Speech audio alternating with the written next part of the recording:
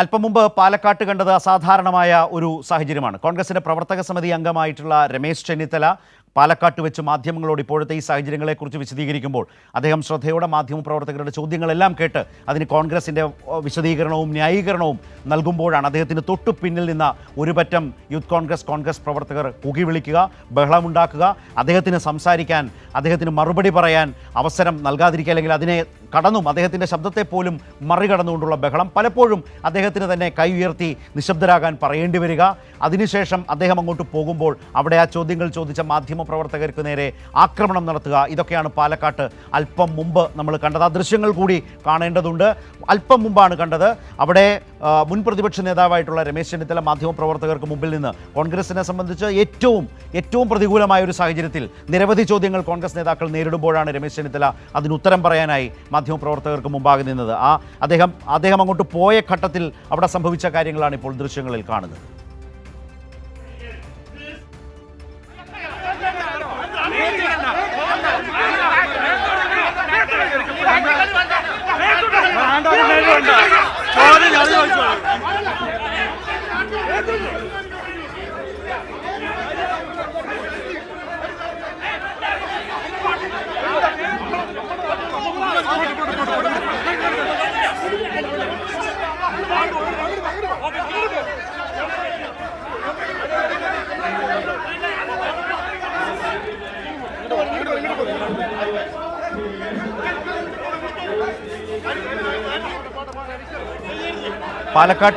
പാലക്കാട്ട് അല്പം മുമ്പ് സംഭവിച്ചതാണ് ഈ കാണുന്നത്. പാലക്കാട്ട് വെച്ച് ഷാഫി രാഹുൽ അനുകൂലികളാണ് ചോദ്യങ്ങൾ ചോദിച്ച മാധ്യമപ്രവർത്തകർക്ക് നേരെ അസഹിഷ്ണുതയോടെ പാഞ്ഞെടുത്തത്, അവരെ ആക്രമിച്ചത്.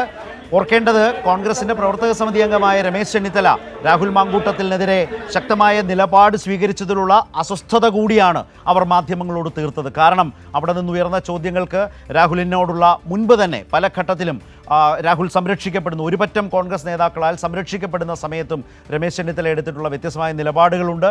അതടക്കം ചൂണ്ടിക്കാട്ടിക്കൊണ്ട് തന്നെ അദ്ദേഹം രാഹുലിൻ്റെ രാഷ്ട്രീയത്തിനെതിരായി, അല്ലെങ്കിൽ അതുമായി ബന്ധപ്പെട്ട് കോൺഗ്രസ് ഏറ്റവും അധികം പ്രതിക്കൂട്ടിൽ നിൽക്കുന്നു,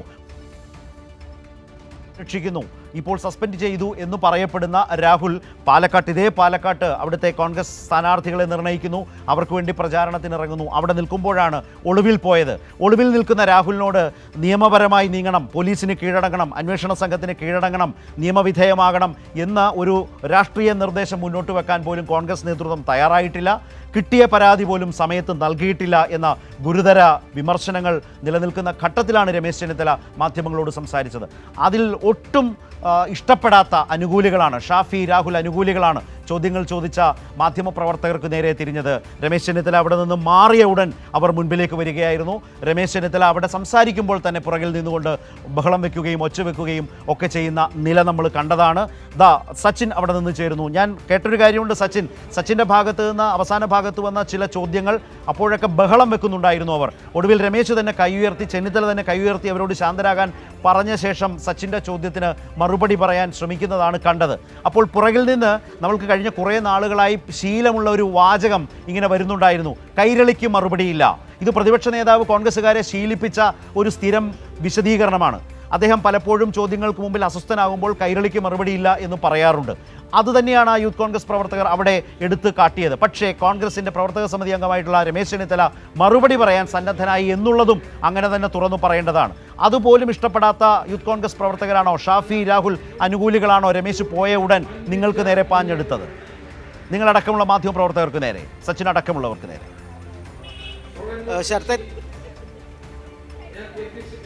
തീർച്ചയായും ശരത്, അതുതന്നെയാണ്. കാരണം മാന്യമായ രീതിയിൽ, നല്ല രീതിയിൽ മാധ്യമങ്ങളോട് സംസാരിക്കുകയായിരുന്നു രമേശ് ചെന്നിത്തല. അതിനിടയിലാണ് ഷാഫി പറമ്പിലിനെയും അതേപോലെ തന്നെ രാഹുൽ മാങ്കൂട്ടത്തിനെയും അനുകൂലിക്കുന്ന ഒരു വിഭാഗം പിന്നിൽ നിന്നും ശബ്ദമുണ്ടാക്കുകയും ബഹളം വെക്കുകയും ഒക്കെ ചെയ്തത്.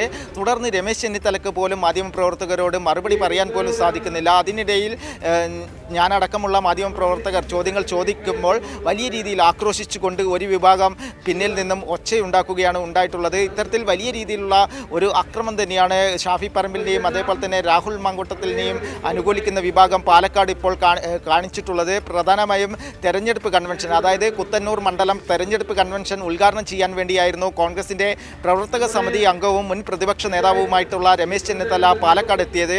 നമുക്കറിയാം, പാലക്കാട് MLA-ക്കെതിരെ കർശനമായ നിലപാടുകൾ സ്വീകരിച്ച ആൾ കൂടിയാണ് രമേശ് ചെന്നിത്തല. തുടക്കം മുതൽ തന്നെ രമേശ് ചെന്നിത്തല രാഹുലിനെതിരെ ശക്തമായ നിലപാടുകൾ സ്വീകരിച്ചിരുന്നു. അതിൻ്റെ അടിസ്ഥാനത്തിൽ തന്നെയാവാം ഇത്തരത്തിൽ രാഹുൽ ഷാഫി അനുകൂലികൾ ബഹളമുണ്ടാക്കിയത്. കാരണം അത്രയും വലിയ ഒരു രൂക്ഷമായ പ്രതിസന്ധിയിൽ തന്നെയാണ് രാഹുലും ഷാഫിയും മുന്നോട്ട് പോയിക്കൊണ്ടിരിക്കുന്നത്.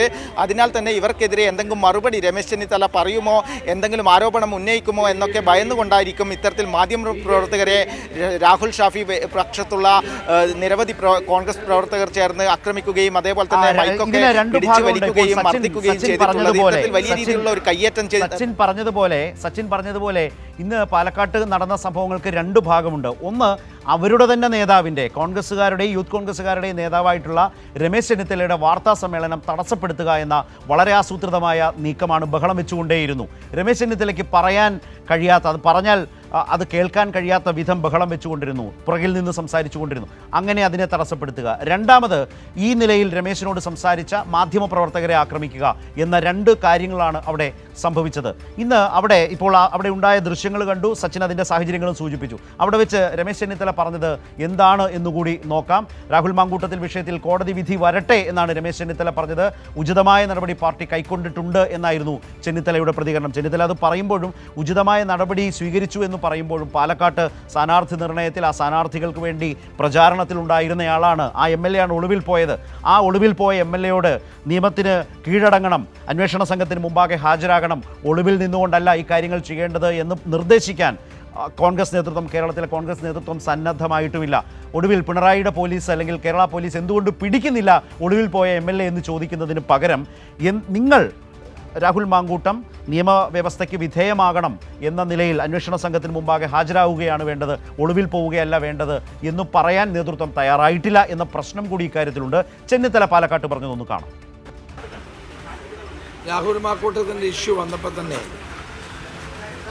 പാർട്ടി ഒരു പരാതിയോ ആരുടെയെങ്കിലും ഒരു കംപ്ലൈൻറ്റോ ഇല്ലാതെ തന്നെയാണ് അദ്ദേഹത്തെ യൂത്ത് കോൺഗ്രസ് പ്രസിഡന്റ് സ്ഥാനത്ത് നിന്ന് മാറ്റിയത്. ഇപ്പോൾ രാഹുൽ മാങ്കൂട്ടത്തിൻ്റെമായി ബന്ധപ്പെട്ട വേറെ ചില പരാതികളും വരുന്നുണ്ട്.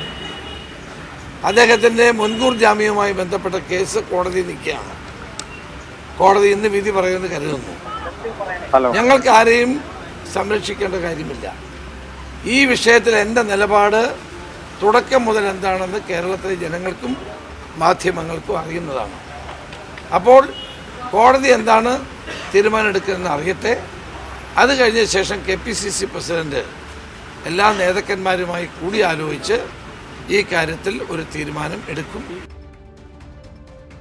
ഇങ്ങനെ ഈ വിശദീകരണം നൽകിക്കൊണ്ടിരിക്കുന്നതിനിടയിലാണ് അതിനുശേഷം വന്ന അനുബന്ധ ചോദ്യങ്ങൾ വന്ന ഘട്ടത്തിലാണ് രമേശ് ചെന്നിത്തലയെ പോലും സംസാരിക്കാൻ അനുവദിക്കാത്ത വിധം ശബ്ദമുയർത്തിയത്, ബഹളം വെച്ചത് ഒക്കെയാണ് അവിടെ സംഭവിച്ചത്. നമുക്കതിൻ്റെ വിശദാംശങ്ങളൊക്കെ പിന്നാലെ കൂടുതലായി കാണുകയും നോക്കുകയും ചെയ്യാം.